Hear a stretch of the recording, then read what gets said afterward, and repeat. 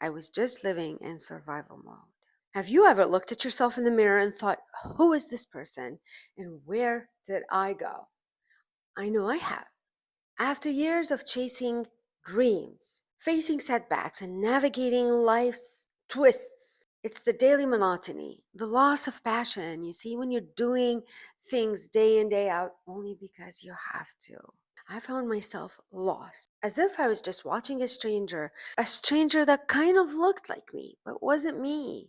I was living a life that didn't feel like it was my own, stuck, living someone else's life. And then comes the question of purpose. What is my purpose in life? Because at some point I realized I was merely surviving. I wasn't living. I was just living in survival mode. For the longest time, I felt emotionally numb.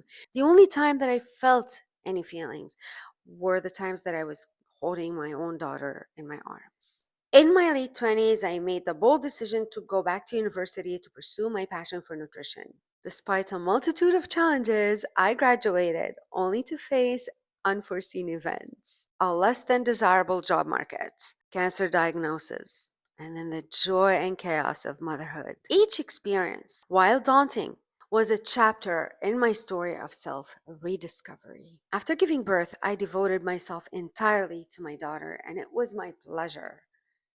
And I don't regret it. I'm glad I did that. But here's the thing, I stopped socializing like completely. I neglected myself completely, even my own health. Who has time to make healthy snacks or healthy food or eat properly and eat on time when you're taking care of a newborn? As the years went by, my anxiety increased, my depression increased, my anger and resentment increased until I finally realized that I've had enough and something had to change. And it's not selfish of me to take care of myself because I always felt like if I were to dedicate some time for my self care one way or another, it's selfish.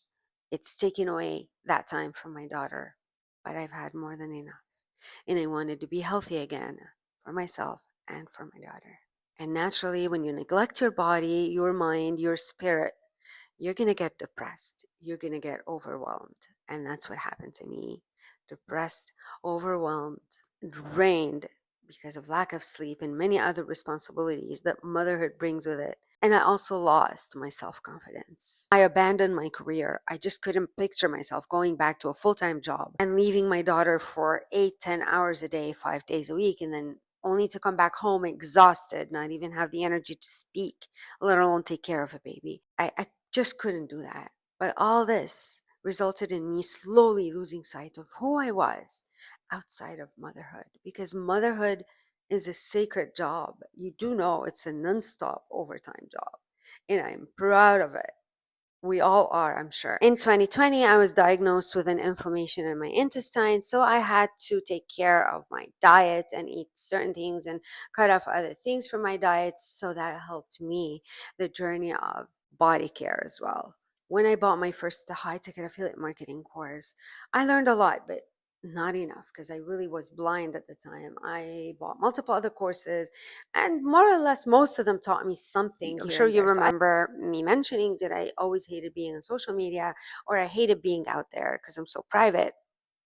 But I paid so much, so I had to put myself out there. And I started Instagram. That was my first step to get out of my comfort zone. So I learned a lot.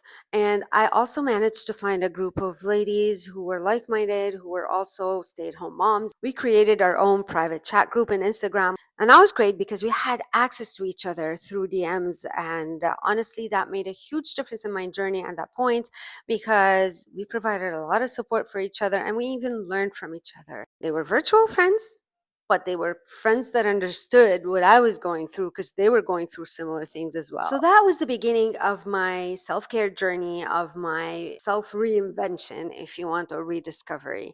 At the time, about a year and a half ago, I also had just discovered a church that aligns with my beliefs. So I started attending church after over a decade of not going to a church. So that also took care of my spirit. That was food for my spirit. But I had to go through a bunch of other experiences in order for me to finally say, I want to start YouTube, a platform where I get to share my journey and connect with others like you and hopefully help inspire you. You see, at my age, I thought that I was doomed and that's my life. I'm stuck with it. There's nothing that I can do to change anything. But I was wrong. I was dead wrong. But here's what I did not know back then: it's never too late to rediscover yourself. I just refused to continue being depressed, angry, and powerless. So embrace your journey of self discovery and don't be scared to grow. There's a lot I could do, and I did. Did I reach my final destination? No. Am I even halfway through? Not exactly. That's what it took me to finally have the guts to start YouTube, because YouTube had always been something I've been wanting to do for years, but I never had the guts. But hey, when I look back 2 years ago at my life, everything is different, inside and out. And that's the key.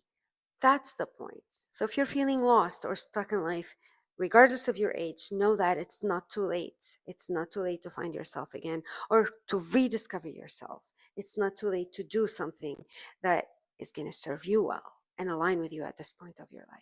I understood that in giving my all to my family, I had lost touch with my own identity, with my core, because I felt I wasn't important. So it was like I didn't exist for myself. This realization, which didn't happen overnight, but hit me when my daughter was around 7 years old, more or less. But that was the first crucial step towards reclaiming myself. You see, it's easy to lose yourself in the process of loving someone too much because you forget that you're important too.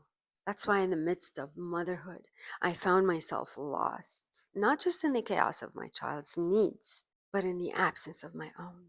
See, in psychology, this is known as role engulfment, when one social role, such as motherhood, for example, consumes your identity to the point that you lose touch with your individuality, with your essence. Women, and especially stay at home moms, can become so involved in caring for others that their personal goals, interests, needs, and even their sense of self will fade away into the background. Oh, I have a question for you, ladies. Does any of you feel that when you're out in public or even with other family members, when they see you, if you're with your kids, they don't see you, you feel like you're invisible? They go straight to the kids, they talk to the kids and engage with them, but you're just standing there and like, hello, I'm here too, especially when the kids are smaller. Not that I'm jealous by any means. It gives me joy. It gives me pride. It's flattering.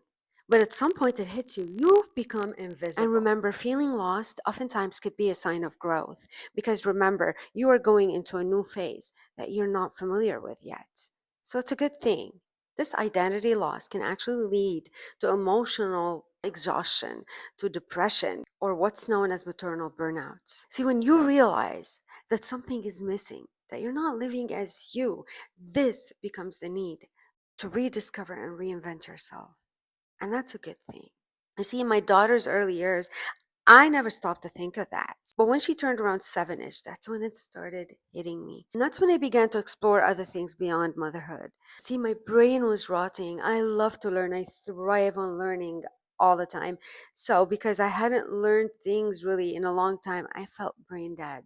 It just so happened that at the time we also needed the extra income. So I started to look for ways to make money online, on YouTube mostly, on Google.